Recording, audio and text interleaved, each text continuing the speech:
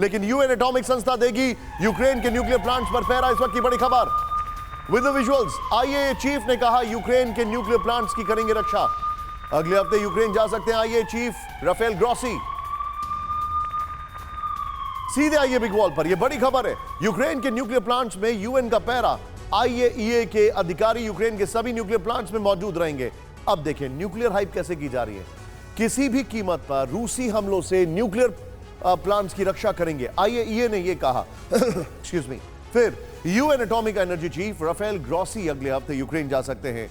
IAEA chief ने Ukraine में के पीएम डेनिस शिमहाल से बात में यूक्रेन जाने की पुष्टि की। आईएईए चीफ राफेल ग्रॉसी ने कहा न्यूक्लियर प्लांट्स की सुरक्षा को बेहतर बनाएंगे। एक और बड़ी खबर, सीधे आइए, न्यूक्लियर प्लांट्स की बात हो रही है, ध्यान से देखिएगा। ज़ैपोरिज्जिया में रूसी सैनिकों को मिली बड़ी सफलता। ज़ैपोरिज्जिया में विजुअल्स के साथ यूक्रेनी सैनिकों को बंधक बनाने का वीडियो आया सामने। फ्रंट लाइन पर रूस के सामने यूक्रेनी सैनिकों का सरेंडर। यह ज़ैपोरिज्जिया है।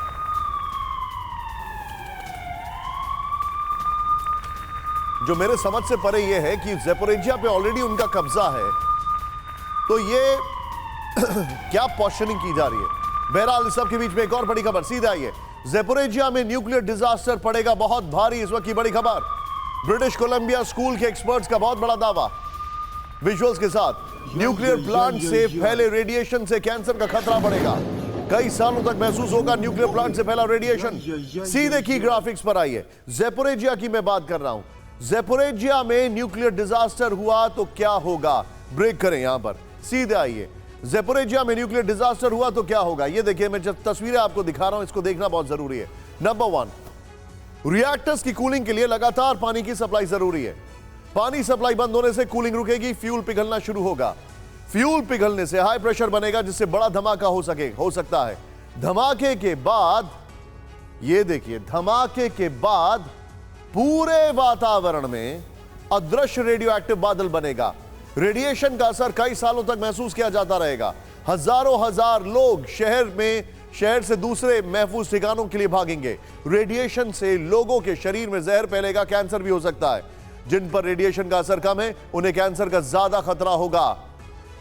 सोचिए, ब्रिटिश कोलंबिया स्कूल। मैं जाऊंगा इस खबर के साथ आईएईए वाली राफेल ग्रॉसी की जो ब्रेकिंग है वो लीजिए। सीधे मैं चलूंगा ब्रिगेडियर विनोद दत्ता के पास। विनोद सर, क्या आपको ऐसा नहीं लग रहा है कि इस युद्ध में रशिया को न्यूक्लियर अटैक करने की या न्यूक्लियर वेपन के इस्तेमाल करने की कोई जरूरत नहीं है, ये सब जानते हैं, उसके बावजूद भी एक नई न्यूक्लियर इंडस्ट्री को प्रमोट करने के लिए ऐसी हाइप की जा रही है?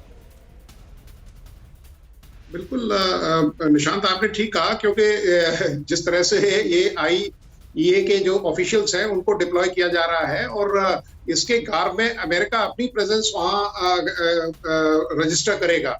दूसरी चीज, मैं एक रिपोर्ट पढ़ रहा था जिसमें ये बताया गया था कि यूक्रेन ने कुछ ऑलरेडी जो एयर डिफेंस सिस्टम है या जो डिफेंसिव जो वेपन्स हैं उनको ऑलरेडी वहां लोकेट कर दिया है, और वो सारे वेपन्स जो है वो वेस्ट या अमेरिका से आए हैं। तो अमेरिका अपनी जो प्रेजेंस है उसको वहां दर्ज कराना चाहेगा और वो इन न्यूक्लियर रिएक्टर्स से अपने जो बिजनेस है उनको एक्सप्लॉइट करेगा। जैसे दीपक वोरा साहब ने बिल्कुल साफ बता दिया था कि भाई अमेरिका यही चाहता है, वो अपनी एक पैठ बनाना चाहता है।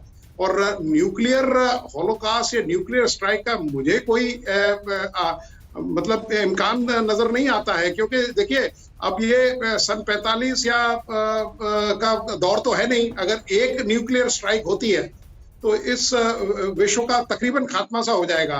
तो मुझे नहीं लगता कि रशिया ये गलती करेगा, लेकिन हाँ, अमेरिका इसको जरूर यकीनन एनकैश कर रहा है। और अपने जो ऑफिशियल्स है, देखिए अमेरिका ये किस तरह से लोगों को भेजता है, in the garb of these officials. वो अपने एजेंट्स भेजेगा, वो अपने ट्रुप्स को वहां भेजेगा, तो वो अपनी धीरे धीरे अपनी पैठ वहां बना लेगा।